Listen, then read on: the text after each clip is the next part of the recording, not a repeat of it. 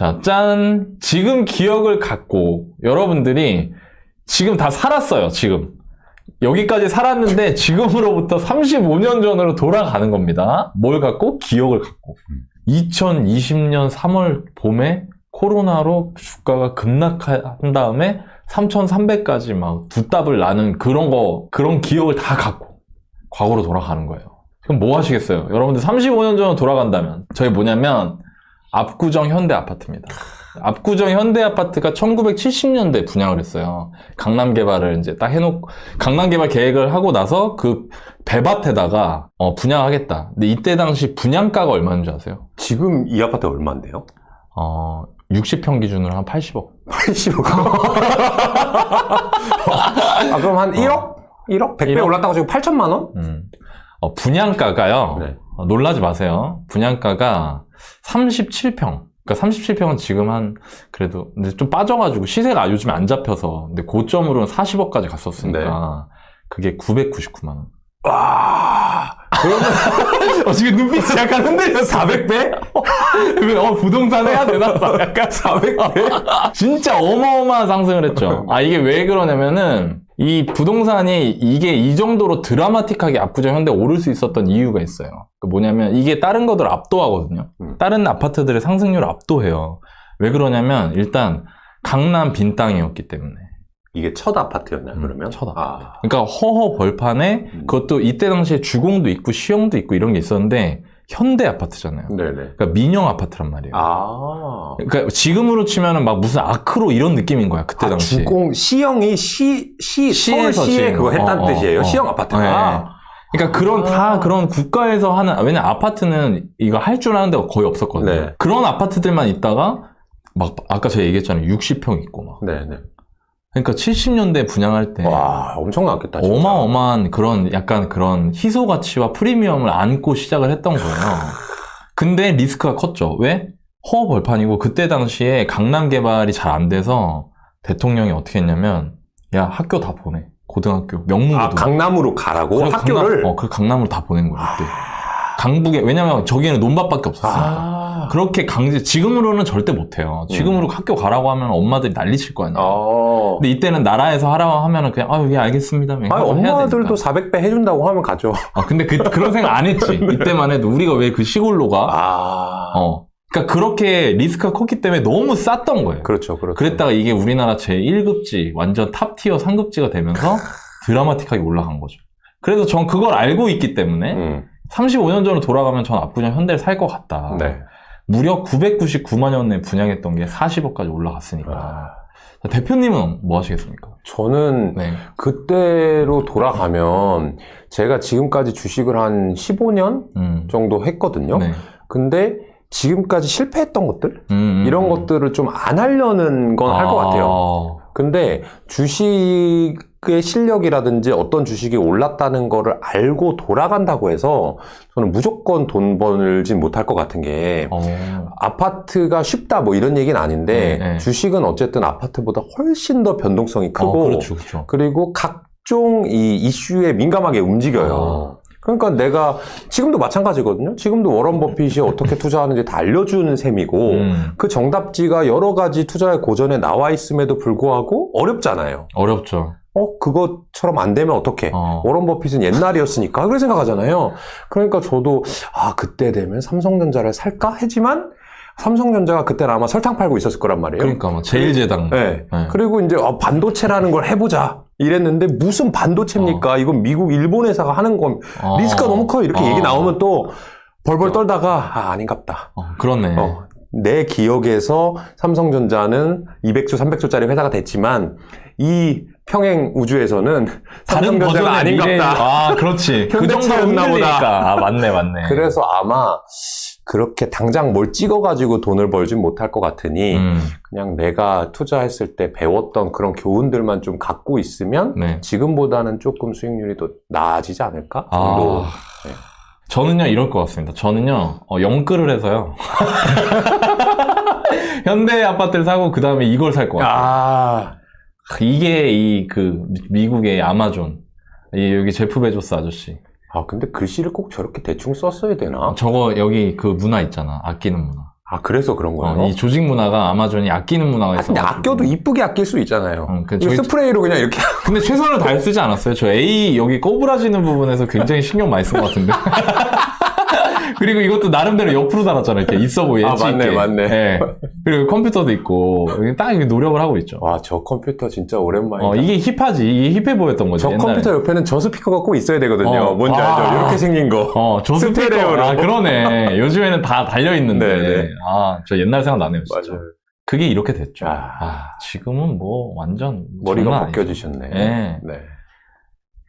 내가 35년 전으로 돌아간다면 이런 걸 할 수 있을까? 과연 사실 쉽지 않죠. 전 대표님 얘기도 아까 그렇게 이해했거든요. 저는 주식은 변동성이 너무 심해서 내가 미래에서 과거로 돌아가서 그 뒤에 어떤 일이 펼쳐졌는지를 다 알고 있어도 막상 내가 돈을 넣어서 가격이 미끄러지기 시작하면 설마 내가 온 미래는 버전 A인가? 그렇죠.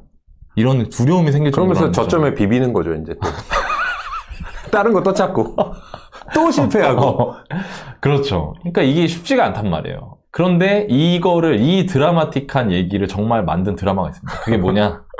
바로 이 드라마입니다, 여러분. 여러분 요즘에 이거 많이 보시죠? 정말 상상을 초월한 인기를 거두고 있는 것 같아요. 제가 원래 드라마를 거의 안 보는데 제가 알 정도니까. 이 포스터를 보면 간단히 설명을 드려야 되는데, 이 순양그룹의 이 가족 사진입니다. 이 순양그룹이 우리나라 이제 거대 재벌인데, 그 중에 여기 이렇게 찢어진 여기에 지금 여기 주인공 송중기 님이 이렇게 있잖아요. 그 위에 써 있습니다. 나를 죽인 가문의 핏줄로 다시 태어났다. 이게 약간 환타지인데, 이분이 윤현우 팀장이라는 사람이었어요. 순양그룹에서 일하던. 근데 거기서 일을 하다가 철저하게 이용만 당하고 죽음을 맞이합니다. 그 한을 가지고. 그런데 다시 태어났는데 세상에 나한테 그 철천주 원수가 떴던 순양그룹의 회장, 여기 이성민 님이 이제 그걸 역할을 하시는데, 그 사람의 손자로 태어나는 거예요. 그래서 이 극중 이름은 진도준입니다. 그러니까 이 사람이 이제 태어나서 뭔 생각을 하냐면, 나 진도준 다시 태어났네? 딱 봤더니 할아버지가 철천주 원수예요. 그래서 복수를 하기로 다짐을 합니다. 이 회사를 내가 빼앗겠다. 그리고 나서 벌어지는 일들이에요. 미래에서 온 복수심 가득한 재벌집 막내 아들의 얘기. 거기서 이런 얘기가 나와. 일화가 나오는데, 여기서 지금 화면인데, 이 서울특별시 전동가? 개발? 하여튼 지도 해서 이렇게 한자를 나와요. 모르시는 척을 하시는 것 같은데. 내가 좀 잘 몰라요. 요즘 패드라서 한문을 배워본 적이 없어요. 그래서 하여튼 그렇습니다. 그래서 재벌집 막내 아들 송중기가 여기서 중간에 이 분당 땅을 사달라고 해요. 할아버지한테. 할아버지가 용돈 좀 줄까? 이렇게 하니까 아니요, 저는 땅을 갖고 싶어요 하면서 땅을 받거든요. 그 대사가 이겁니다. 정답을 맞췄으니까 상금을 줘야겠지? 죄송합니다. 그냥 표준말로 할게요. 제가 못하겠네요. 그래, 얼마면 되겠니? 그러니까 송중기가 할아버지 돈은 필요 없어요. 저는 제가 그 돈을 쓸 만큼 어른이 되면 화폐 가치는 떨어지잖아요? 벌써 이걸 알고 있는 거야. 그래서 분당 땅을 사달라고 하는 겁니다. 그러니까 이 회장이 우습게 봐요. 야, 그 옹기나 짓던 별 볼 일 없는 땅을 뭐하러 가주려고 그래? 그래도 갖고 싶어요. 그래서 한 5만 평이면 되겠니? 이렇게 얘기를 하는 겁니다. 아까 그 꼬마 때. 그리고 나서 시간이 지나서 20살이 됐을 때 여기서 막 얘기해요. 야, 상전벽해다. 어떻게 너 이거 어떻게 알았니? 그러니까 거기 천당 아래 분당이에요. 너 어떻게 이걸 이렇게 잘 알아? 저는 제가 잘 안 건 아니고요. 5만 평이나 되는 땅을 용돈으로 주신 할아버지 덕분에 제가 떼부자가 됐네요. 240억 벌었네요. 이런 얘기가 나오거든요. 이런 말을 합니다. 넌 눈이 좋은 거야? 운이 좋은 거야? 누구나 할아버지 손자로 태어날 수 있는 건 아니니까요. 이런 낯간지러운 말을 합니다. 자, 이렇게 해서 부동산 투자로 일단 20살에 240억 부자 된 거예요. 240억. 이 사람의 다음 스텝은 뭐냐? 할아버지, 전 이게 왠지 돈이 될 것 같아요. 딱 이러면서 다음 내용이 뭐냐면, 이 사람이 다 알고 있잖아요. 여러분, 뭘까요? 이거 여러분들 같으면 뭐 할 것 같아요? 2000년대가 됐어요. 240억 가지고 더 불려야 돼. 왜냐면 순양그룹을 내가 꿀꺽 해야 되니까. 여러분 같으면 뭐 하실 거예요? 갑자기 활발했던 채팅창이 되게 아마존, 또 아마존이야. 환전, 재벌 할아버지. 이건 그냥 쓰신 것 같고요. 여러분들 뭐 하실 거예요? 달러. 다 달러네. 다들 보셨나봐요. 이 드라마를. 네, 보셨네. 비트코인. 비트코인 괜찮지. 비트코인 괜찮죠. 월부 창업한다고. 월부를 꿀꺽. 누구야, 망아. 디지털 미디어 시대는 뭐예요? 닷컴 투기, 김 대표님 찾아간다. 현명하시네요. 김 대표님한테 찾아가면 저 친구 직원입니다. 아, 그래요? 네. 그 주주임이에요. 아, 네네. 근데 닉네임이 쪼리짱님이에요. 지금 여러 가지 지금 얘기들이 나오고 있습니다. 네. 지금 정답이 한 명 나왔어요. 네, 보셨나 봅니다. 바로 이겁니다. 이 정말 역대급 전 세계 흥행을 일으켰던 98년 아카데미 최다 부문 수상작 타이타닉. 여기에 투자를 하고요. 네, 하여튼 여기에 투자를 하는 걸로 나옵니다. 240억을. 근데 진짜 놀라운 게, 저 타이타닉이 제임스 카메론 감독이네요? 지금 아바타의 그 감독님이었네요? 제임스 카메론이 되게 장난 아닌가 봐. 이 사람 진짜 천재인가 봐. 여기 또 써주시네요. 시대의 카리스마님이. 아바타를 만들 돈을 벌기 위해 만든 영화가 타이타닉이라고. 근데 아바타도 엄청 잘 됐잖아요. 그렇죠. 네. 이게 진짜 유명하고, 이렇게 탁 이렇게 하고 있을 때 배 뒤에서 이렇게 하면서 저 장면이 엄청 유명했잖아요. 저 모두 다 했죠. 모두 다 따라했죠. 연애 한 번이라도 한 사람은 다 했죠, 저거. 그래서 저거 해보시려고 돌아가겠다고 한 거예요, 아내분이랑. 이번에 크리스마스 때 한번 해봐. 그쵸. 베란다에서 이렇게. 이 영화 투자하셨고, 또 여기 아마존에 투자해서 엄청나게 성공을 거둡니다. 진짜 엄청나게. 근데 이 순양그룹이 우리나라 제1, 2위를 다투는 재벌이니까 쉽지가 않아요. 이게 부족한 거예요. 꿀꺽하기에는. 그래서 또 다른 계책을 세웁니다. 그분이 어떻게 했냐면 요걸 쓴 거죠. 요거. 이 다음에 저희 90년대 후반이거든요. 여러분들 90년대 후반에서 2000년으로 넘어갈 때 전 세계 주식시장을 강타했던 거 뭔지 아시나요? 대표님이 살짝 얘기 한번 해주세요. 여기 이제 나오는 주식은 뉴 데이터 테크놀로지라는 그렇죠. 기업인데, 뭐 이름이 좋잖아요? 새로운 정보를 기술적으로 뭘 해본다. 너무 멋있다. 지금 생각하면 장난 아니다. 무슨 뜻인지 모르겠어. 근데 정말 근데 다 갖다 붙인 거죠?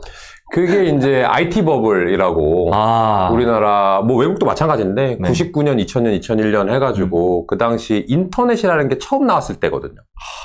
그러니까 사람들이 이제 이거는 혁신이고 혁명 모든 일들이 다 이제 인터넷으로 될 거다. 근데 사실 맞췄어. 사실 그렇게 실제로 됐죠. 10년 후에 그렇게 됐는데 그 당시에는 그렇게 다 되진 않았었고 저 기업이 이제 실제의 모티프는 아마도 이제 세롬 기술이라고 하는 그 다이얼 패드라고 인터넷으로 전화를 하면 전 세계에 전화를 걸 수 있는데 공짜다 라고 해서 세롬 기술이 그걸 만든 회사였죠. 제가 한번 읽어보겠습니다. 지금 이게 대표님이 설명해 주신 게 딱 맞는데, 미래를 아는 송중기는, 진도주는 뉴 데이터 테크놀로지라는 주식이 닷컴 버블을 타고 수직 상승했다 몰락했던 걸 이미 알고 있어요. 그래서 이 그룹을 꿀꺽하려고, 근데 내가 가진 돈이 아직 모자라니까 이 그룹의 이 가치를 떨어뜨리기 위해서 거의 반쯤 망하게 만든 다음에 꿀꺽하려고 이 순양그룹 회장의 딸이자 고모인 진화영에게 일을 살짝 흘려요.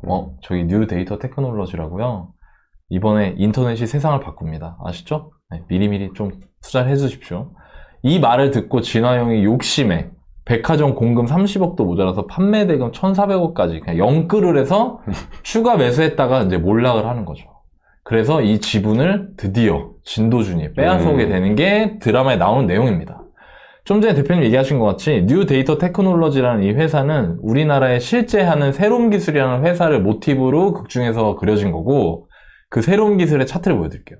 현실입니다. 와, 이거 진짜 대박이다. 보이지도 않아요. 30만 원까지 갔는데 시작이 얼마였는지는 그러니까 얼마였는지 나오지가 않을 정도. 이게 진짜 어느 정도냐? 1890원부터 갔어요. 28만 원까지. 그리고 이게 더 놀라운 건요, 기간입니다. 기간. 1999년 8월에 상장해서 10월에 1890원이었는데 5개월 뒤에. 이게 말이 되냐고. 압구정 현대는 35년 걸렸는데. 압구정 현대 35년 걸렸는데 그거 진짜 어마어마하게 올라간 거예요. 5개월 만에 28만 2천 원이 된 거죠. 그리고 이거는 지금까지도 깨지지 않는 급등과 급락, 이 두 개 기록을 다 갖고 있습니다. 여기가. 정말 끔찍하죠, 정말. 자, 보세요. 이때 당시 나온 기사입니다. 기사 중에 새로운 기술 주가 368배 급등. 자고 나니 억만장자. 진짜 이 소리 안 나올 수가 없지. 내용을 좀 보면 A종구 B대리는 아직 31세인데 장가를 못 간 노총각이었네 이때는. 하여튼 뭐 중요한 건 그게 아니라 이거니까 1억어치를 샀는데 26억이 됐어요. 26배 오른 거예요. 저기 배우 박중훈 씨도 100억대 보유했다고. 100억대 보유. 그러니까 이분 이제 한 40분의 1로 이제 쪼그라들었겠죠. 네. 만약에 계속 가지고 계셨으면. 네. 그리고 시은행 D 과장님은 100억. 그 이분도 진짜 어마무시한 거죠. 그래서 맨날 출근을 2시에 한대. 아니, 왜 하는 거야? 왜 하는 거야? 야, D 과장 너 뭐 하는 거야, 임마? 자꾸 이러시면 저 안 나와요, 내일부터. 막 이러고 막 며칠 더 지나서, D 과장 정말 너무한 거 아니야? 부장님 좀 그만하세요. 막 이런 분위기. 예, 이런 거 이랬던 거예요. 여러분들 이거 보면은 딱 느낌 안 오세요? 예, 너무 비슷하잖아요. 참 비슷합니다. 역사가 되풀이 된다. 우리 얼마 전에 코인이나 주식 할 때 약간 이런 느낌이 있었잖아요. 그죠? 궁금한 거는 우리는 지금 미래에서 과거를 돌아보고 있으니까 이렇게 되고 무슨 일이 있었을까? 아까 다시 볼게요. 자, 여기서 이렇게 쭉 올라갔다가 이게 지금 이렇게 폭망을 한 거예요. 이렇게 쭉 내려온 거예요. 이때 당시. 그러면 여러분들이 이걸 보면서 어떤 생각이 들어야 되냐? 저는 약간 이런 생각이 들거든요. 지금이랑 비슷하네. 지금도 코로나 때 유동성 버블이 했다가 많이 빠졌죠. 물론 이제 새로운 기술 정도는 아니지만 전체적 모양새는 비슷하다는 거죠. 그렇죠. 자, 그럼 이 상황에서 어떤 일이 벌어졌느냐, 이때 당시에. 이 일이 있었습니다. 네. 이 일이. 자, 여기서 이 일이 있었어요. 자, 그럼 제가 여러분들한테 이제 질문을 하나 할게요. 닷컴 버블이 저렇게 세게 와서 꺼졌어요. 그리고 2001년이면은 확 버블이 꺼지고 다들 시장이 비관적입니다. 그 상태에서 지금이랑 비슷하게 뭐 줍줍해야 되나? 막 이러고 있어요, 지금 사람들이. 근데 이게 딱 터진 거예요. 이때 이후로 어떻게 됐을까요? 아니면 이렇게 질문 드릴게요. 만약에 여러분들이 지금 시점에 대해 주식 투자를 많이 했는데 지금까지 버텼어요. 근데 이런 일이 일어나요. 그럼 여러분들은 어떻게 하실 거예요? 여러분들은 갖고 있는 주식을 어떻게 하실 겁니까? 그러니까 말하자면 네. 여러분들이 지금 주식을 하고 있는데 주식시장 되게 안 좋잖아요. 네. 그래서 이제 경기 침체네 어쩌네 이런 상황이었는데 63빌딩이 폭파됐어. 그거를 내가 뉴스로 북한이 포쏴서. 그렇죠. 그런 상황에 8시 반이야. 끔찍해. 내가 봤어. 이제 개장이야. 동시호가 때 어떻게 할 거냐 여러분들이. 그렇죠. 그 기사를 눈으로 봤다면 어떻게 되었을까? 여러분들 지금 최정희님 의견 주셨어요. 주식 떨어지죠. 런 사야죠. 패닉셀 숏 사야 되는데 숏 팔아야죠. 팔아야죠. 네. 사야지. 지금 왔다 갔다 합니다. 네네. 버텼었음. 묵은지 마냥 묵힌다. 묵은지 마냥. 더 사야죠. 나오고요. 와. 지금 여러 가지 의견이 있는데 패닉셀 나오고요. 나옵니다. 자, 이거 사실 공부하신 분들은 아실 수도 있지만 일반적인 사람들은 어떠냐? 이때 멘탈 나가는 겁니다. 이런 분위기였어요, 이때. 이제 망했다. 야, 닷컴 버블 꺼지고 이제 조금 나아질 만한가 했는데 이것까지 터졌네. 완전 이제 큰일 났다. 더 떨어질 것 같다. 이랬는데 이때 실제로 어떻게 했냐면요. 사람들이 여러분들하고 똑같았어요. 여러분들 얘기하셨던 거야. 하락에 베팅하는 인버스, 곱버스, 풋옵션에다 돈 집어넣은 겁니다. 왜? 이전에 그런 공포를 한번 겪고 나서 또 이런 일이 생기니까 잘 알아보고 놀라가 소뚜껑 보고 놀라니까. 그렇죠. 네. 그래서 이렇게 된 거죠. 그리고 그 결과는 자, 여기 보시면 이게 그 9.11 테러인데 9.11이잖아요. 근데 이거 9월 17일 날 바닥 찍은 거예요. 일주일 빠졌죠. 됐죠. 네. 근데 사실 많이 빠진 것도 아니고 일주일 동안 좀 빠졌다가 그 다음에 바로 냅다 올라갑니다. 냅다. 더블 올라네. 더블. 더블 났어요. 더블. 네. 지수로 더블이니까 6개월 동안 좀 시장 평균 상회하는 좋은 주식들은 거의 4배, 5배씩 올라갔겠죠. 그렇죠. 그리고 제가 알기로는 미국 주식은 더 빨리 반등했던 걸로 알고 있어요. 우리나라가 일주일도 안 걸렸다면 예를 들면 미국은 5, 6일 걸렸거나 네. 그랬던 것으로 기억이 나요. 여기서 저 주린이로서 궁금증이 하나 있어요. 네. 대표님한테 물어보고 싶은 거. 만약에 진짜 저런 9.11 테러 같은 일이 생기잖아요. 네. 그럼 전 진짜 무서울 것 같거든요. 그렇죠. 왜 이런 일이 생겨요? 저는 왜 주식이 빠져야 됐느냐가 더 궁금해요.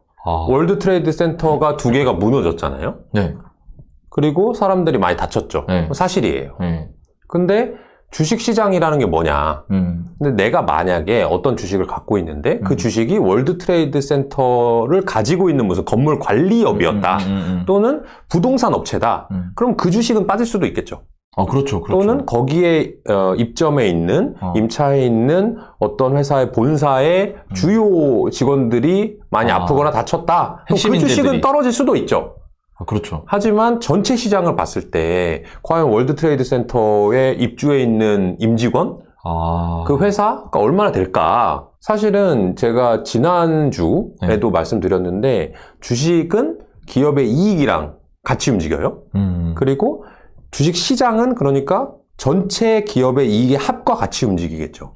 근데 월드 트레이드 센터가 무너졌다고 해서 자동차를 내일 사려고 했는데 안 산 사람? 또는 내일 출근해야 되는데 내일 밥 먹어야 되는데 나는 애도해야 되니까 한 분기 동안 좀 굶겠어. 그런 사람 없어요. 그렇네요. 그렇기 때문에 물론 그게 큰 전쟁으로 번지면 미국 전체가 뭐 타격을 받고 이럴 수는 있겠지만 뭐 저는 이제 결과론적으로 말씀드릴 수밖에 없는 입장이긴 한데 저도 진도준 같이 미래에서 왔다고 가정해보면 결국 그 배우가 누구였냐 이렇게 찾았는데 뭐 이라크가 됐건 아프간이 됐건 미국이랑 이게 안 돼요. 그러니까 사실. 저렇게 했지. 그렇죠. 그게 됐으면 그냥 싸웠겠죠. 네. 그러니까 요거라도 해서 큰 충격을 주긴 줬는데 결국에 미국 입장에서 사실 되게 씩 웃었을 거예요. 그 예를 들어서 뭔가 음모론이라면 찾았잖아요. 그렇죠. 그 사람들은 이렇게 생각했을 거예요. IT 버블이 터졌잖아요. IT 버블이라는 게 뭐냐? 인터넷만 갖다 붙이면 뭐 뉴 데이터만 갖다 붙이면 주가가 오르는 그런 줄 알았는데 그렇지 않은 상황이 됐단 말이에요. 그러니까 겁이 났겠지.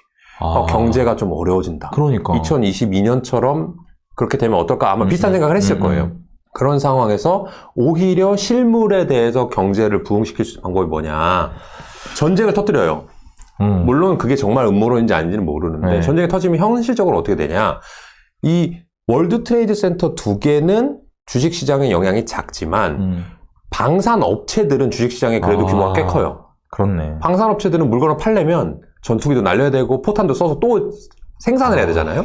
거기에다가 거기에 군인 보내야 되죠. 그럼 군인 월급 줘야 되죠. 줘야지. 그러면 월급 줘가지고 그거 가지고 뭐 하겠어요. 자기도 소비하고 가족들한테도 보내고. 그러면 다른 데도 경기가 사실 잘 돌아갈 수 있는 이 총수요를 자극하는 게 전쟁이거든요. 그렇죠. 일반적으로는. 그래서 사실은 실물 경제가 더 좋아지는 케이스이니까 저는 저게 두 개가 터졌다고 해가지고 주식시장이 떨어져야 되나? 물론 우리나라의 북한이 전쟁을 선포하는 거랑 달라요. 저희는 이제 전면전이니까. 전면전되니까 우리나라 경제가 정말 쑥대밭이 될 수 있지만 어느 누구가 미국한테 천조국한테 전쟁을 진짜 하겠어요. 그렇죠. 일본 한 번밖에 없었어요. 지금 역사상 까불다가 작살났지. 작살났잖아요. 그때 사실 주가 엄청 올랐어요. 진짜요? 그 전으로 또 가보면 2차 세계대전 때가 원래 대공황이었거든요. 공황이 이제 그 스타트가 됐죠. 근데 맞아. 그게 터지고 이제 태평양 전쟁으로 가면서 미국이 참전을 했잖아요. 그때부터 미국 경기가 엄청나게 좋아집니다. 그리고 우리나라 6.25 전쟁 터졌을 때 일본이 살아났잖아요. 맞아. 다 같은 거예요. 그러니까 어떻게 보면 이 나라도 그게 되게 애도해야 될 일이긴 하지만 어쨌든 이왕 터졌으니 우리는 이걸 전쟁으로 극복해가지고 경기를 살려봐야 되겠다라는 이제 정책 이반자들의 결정이 있지 않았을까 싶습니다. 근데 그런 생각은 드네요. 만약에 이게 뭐 언제까지 갈지 모르지만 만약에 조만간 종전이 된다라고 하면 그러면 재건을 해야 될 거 아니에요. 그렇죠. 또. 그러면 또 우크라이나 경제는 또 약간 그런 활기를 띠는 모습을 좀 보여줄 수 있겠네요. 그렇죠. 이게 제가 그거 기대하고 그 우크라이나 전쟁 첫날 유럽 ETF 샀거든요. 진짜요? 그거 회복하는데 6개월 걸렸어요. 저기 유럽의 지성이라고 하는 앙드레 코스톨라니가 돈을 벌려면 포탄에 화약 냄새가 나는 곳으로 가라. 그렇지, 맞아요. 근데 제가 주식을 열심히 하는 동안 전쟁이 그렇게 많이 터진 적이 없어요. 1.9.11 테러 옛날 얘기고 그렇죠. 6.25 때는 제가 태어나지도 않았고 그러니까 우크라이나 전쟁이 터지니까 오케이 나는 돈 한번 벌어봐야 되겠어. 그래서 근데 너무 오래 걸리더라고요. 그러니까 아무리 그런 걸 하더라도 내가 아는 주식 잘 분석했을 때 그걸 사야 되는 거지. 그렇죠. 그냥 대강 해가지고는 또 쉽진 않더라고요. 맞습니다. 네. 그 코스톨라니가 러시아 국채 사서 떼돈 벌지 않았어요? 옛날에. 그러니까 그때랑 지금이랑 또 뭐 다르다. 그러니까 봐봐요. 똑같잖아. 35년 전으로 돌아가도 그러니까 앙드레 코스톨라니가 지금 나 빙의한 거야. 그래가지고 그렇네. 우크라 터졌어? 오케이. 유럽 ETF 사. 했는데 이거 좀 오래 가나? 젤렌스키는 이거 그냥 좀 화해를 해도 되는데 이거 계속 가나? 근데 10년 뒤엔 난 진짜 좋을 수도 있을 것 같아. 좋을 것 같아. 그거 말 쉽게 하는 거야. 그렇지. 많이 근데 넣나 봐. 만약에 9년 지났는데도 싸우고 있어 봐. 그러면 이게 오래 가는 전쟁은 아닌가? 여기다 괜히 넣어가지고 많이 넣어서. 그렇습니다. 참 주식이 어렵습니다. 네. 제가 좀 이해를 했어요. 하여튼 그래서 우리가 생각하고 있는 거랑 완전 달랐고요. 실제로요, 여러분. 이때 당시에 풋옵션 같은 데다가 돈 집어넣은 사람들은 진짜 완전 작살이 났어요. 그렇죠. 그래갖고 이걸 더블로 맞은 거예요. 닷컴에서 물리고, 여기서, 그거 만회하려고, 지금으로 치면 인버스, 곧버스. 그러니까 옛날 풋옵션에다가 나머지 있는 돈 탈탈 털어 넣어가지고, 또 한 번 더 망하고, 이런 사람들이 많아서 이때 당시에 그런 말이 나왔습니다. 주식하면 패가 망신한다. 그 말이 이때 나왔대요. 그때 나온 거구나. 예, 이때 나왔다고 합니다. 자, 여러분들한테 저희가 지금 요거를 간단하게 옛날과 또 지금하고 비슷한 상황에서 이런 이벤트가 터졌을 때 우리가 뭘 생각해야 되는지 대표님은 그 얘기를 하셨죠. 저도 거기서 되게 많은 지금 깨달음을 얻었는데 사실 투자는 투자의 본질적인 부분에 집중하는 거. 그게 진짜 중요한 것 같다. 이 얘기를 해주셨고 본질은 뭐냐? 주가는 이익에 연동하니까. 근데 무역센터가 무너졌을 때 이 기업들의 이익에 얼마나 큰 영향을 주지? 이런 생각을 했다면 또 마냥 공포에 젖어 있을 필요는 없다. 네. 이런 얘기시잖아요. 그죠? 그렇죠. 혹시 대표님이 저한테 한번 개인적으로 해주신 얘기가 있는데 네네. 버핏이 했던 얘기. 그쵸. 시장의 나침반이 되어주는 네. 그 얘기 한번 해주실 수 있어요? 네. 이 포춘지입니다. 미국의 이제 경제 잡지죠. 그 포춘지에 나온 얘기를 한번 말씀을 드려볼게요. 거대한 환상이었죠. 내가 평생 경험한 최대의 신기루였습니다. 라고 이제 워런 버핏이 얘기를 했다는 거예요. 최근 이 주식 시황을 보고 한마디를 한 거예요. 그래서 이제 기자분이 이제 썼습니다. 지금은 상상하기 어렵지만은 얼마 전까지만 해도, 그러니까 2021년 뭐 이럴 때만 해도 월스트리트나 실리콘밸리의 전문가들은 워런 버핏을 실패자라고 얘기를 했어요. 한물 간 사람. 네. 워런 버핏 너는 이제 잘 못해. 이제 네가 얘기하는 그런 주식들은 잘 안 될 거야. 구닥다리야. 네, 그렇죠. 그러면서 뭐라고 얘기를 했냐면 워런 버핏은 아마 이제 유감이다라고 얘기해야 될 것이다. 왜냐하면 워런 버핏 너는 반도체도 안 샀지, 모바일도 안 샀지, 클라우드도 안 샀지, OTT도 안 샀지. 그런 혁명을 어떻게 2020년, 21년 이런 혁명을 어떻게 놓쳐? 그렇네. 넌 이제 주식 못하는 사람이야. 나이 들어가지고. 그렇죠. 네. 그렇게 이제 혹평을 했다는 거예요. 네. 그랬더니 버핏이 그걸 듣고 나서 지금은 그런 주식도 많이 폭락했잖아요. 그렇죠. 그러고 나서 이렇게 얘기했대요. 나는 그렇게 한물간 사람으로 취급이 당해도 상관없다. 왜냐하면 독립적으로 사고하는 법을 배우지 못하면 투자에서 성공할 수가 없다.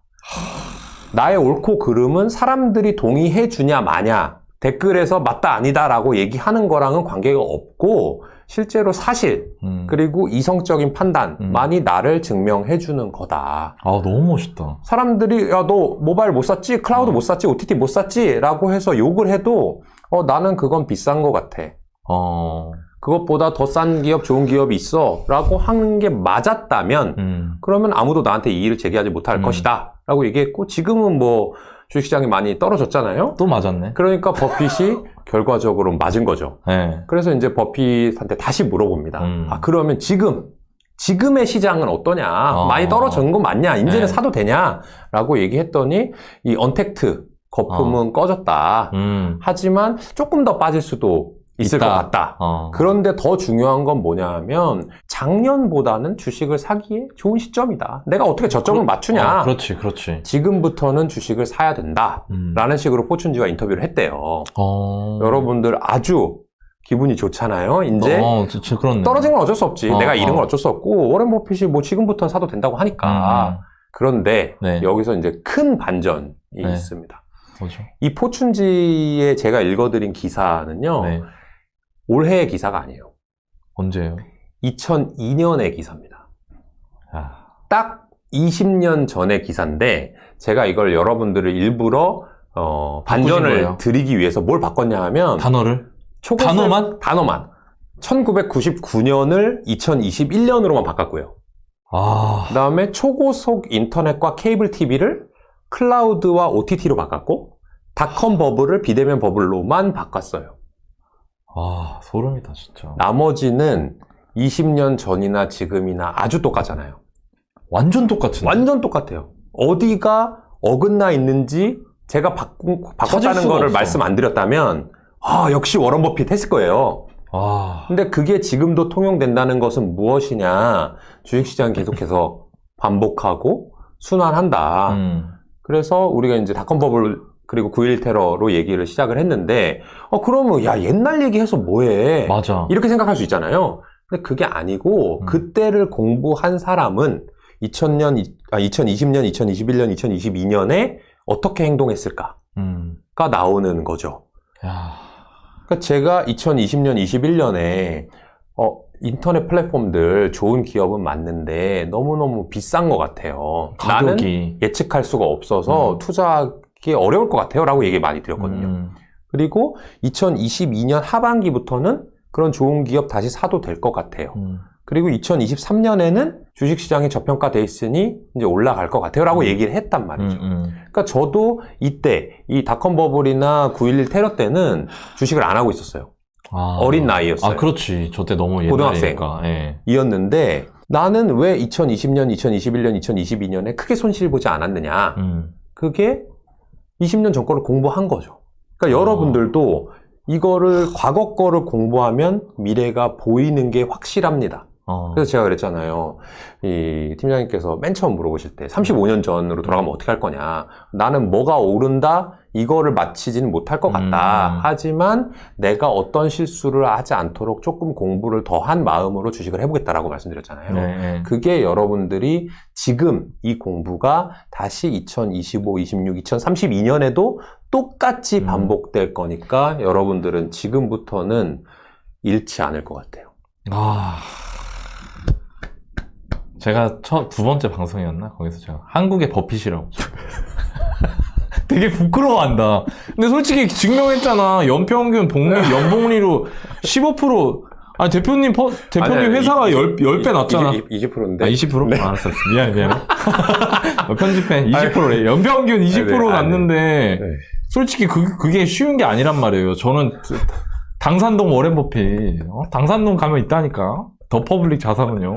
아니, 솔직히 제가 그냥 우스갯소리를 말하는데 잘 생각해보세요, 여러분. 제가 왜 김현 대표님하고 이거 왜 하겠어요? 이거 제가 여러분들한테 진짜 이상한 사람 데려다 앉혀놓고 하면은 나중에 욕 제가 다 먹을 텐데 그건 말이 안 되는 거지. 미래에서 오셨나요? 네. 저를 알고? 10년 뒤에는 30더블이 나 있더라고요.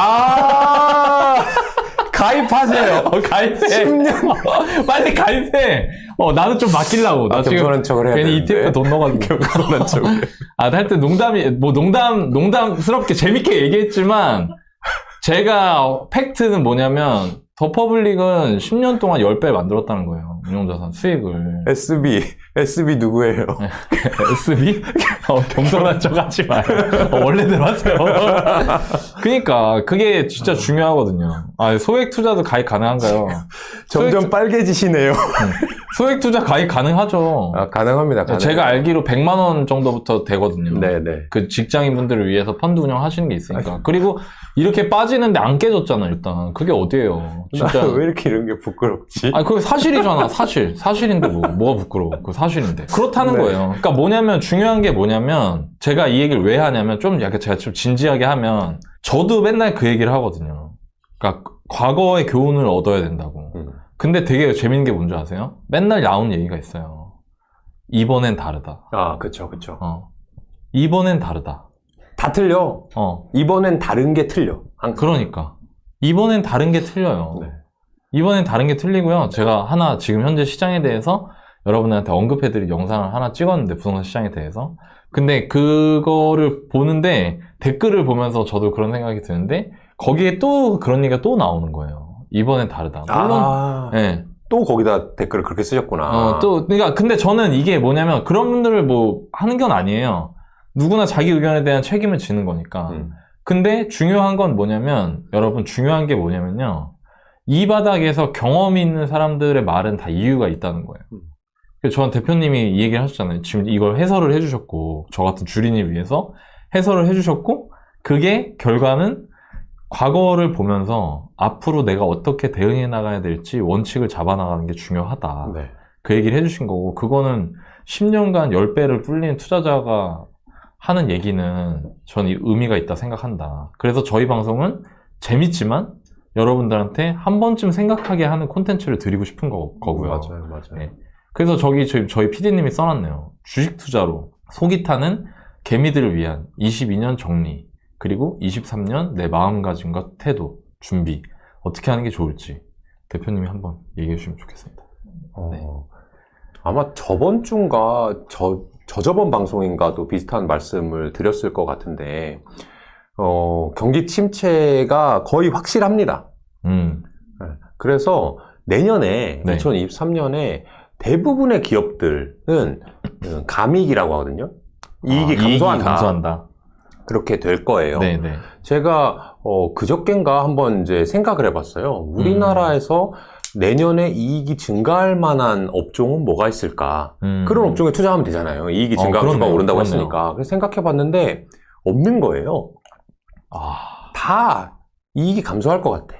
한 2개 정도 있더라고요. 음식료랑 에너지. 근데 그게 잘해서 그런 게 아니고 음식료하고 에너지, 밥 먹는 거, 그냥 보일러 떼는 거, 전기 쓰는 거, 이건 꾸준히 쓰잖아요. 꾸준히 쓰는데 이 둘의 공통점이 있는 게 원재료가 커머디티예요.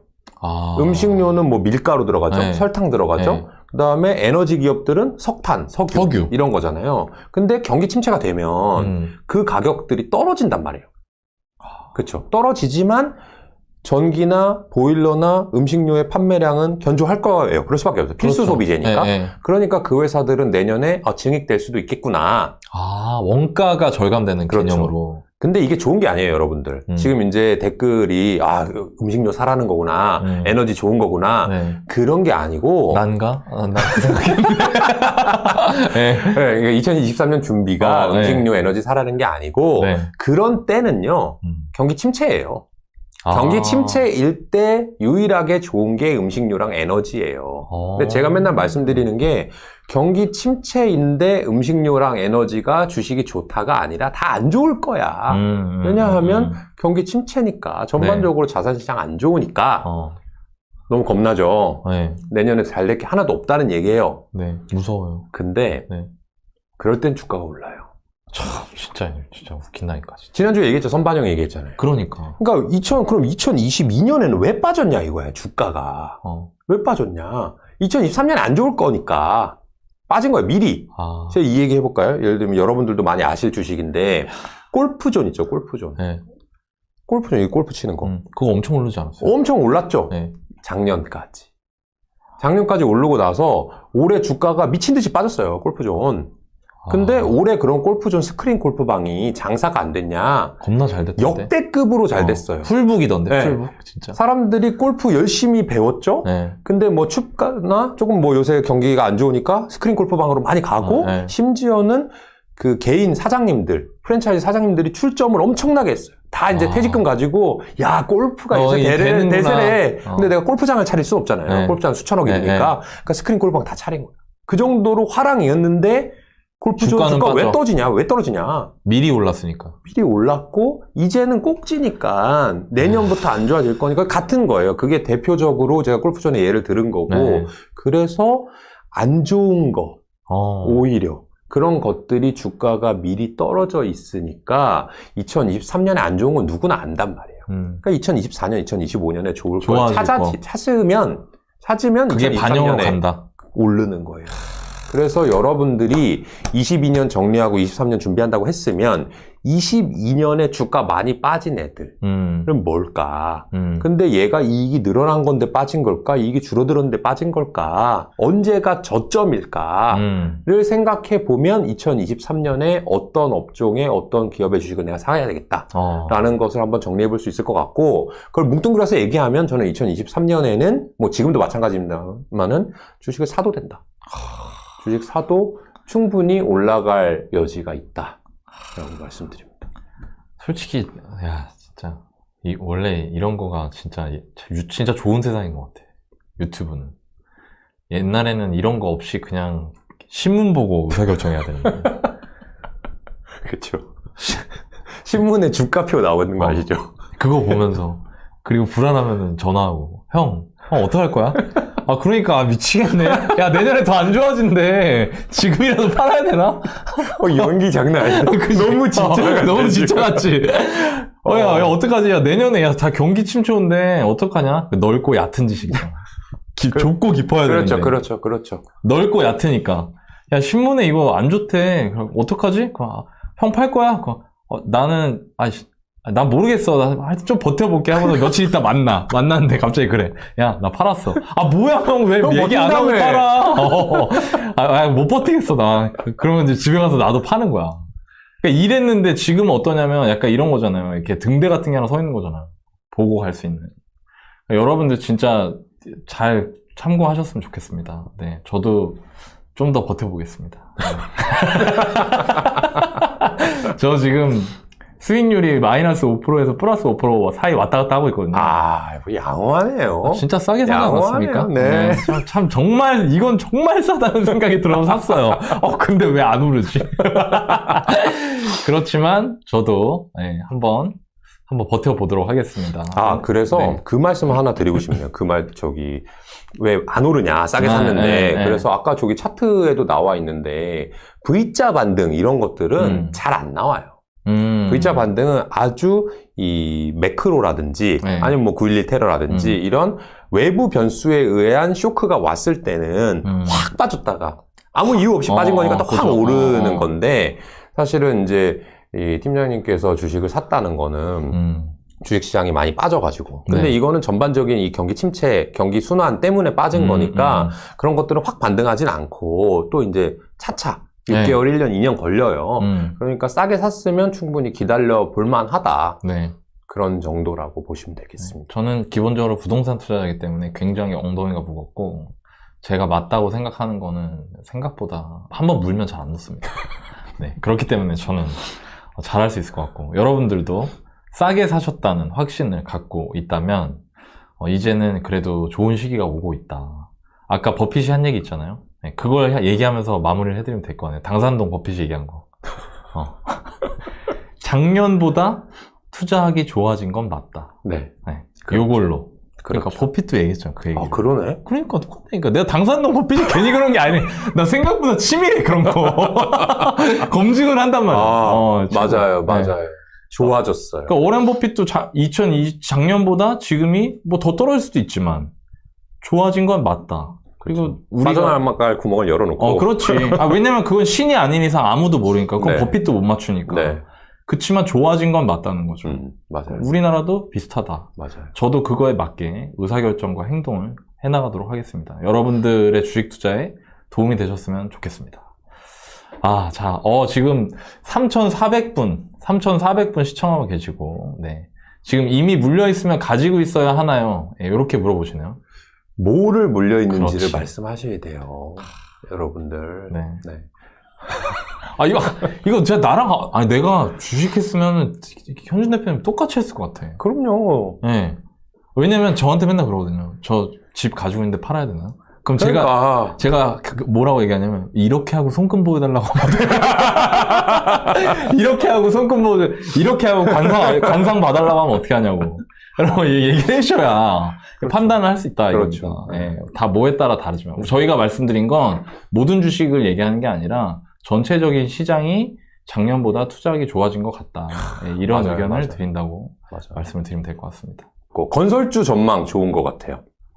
왜냐하면 지금 건설 되게 안 좋잖아요. 안 좋으니까. 완전 안 좋잖아요. 지금 박살났지. 뭐 그렇다면서요. 분양했는데 다 뭐 미분양되고 포기하고. 작은 건설회사는 유동성 비상이에요. 그렇죠. 네. 그런 회사 망할 수 있고.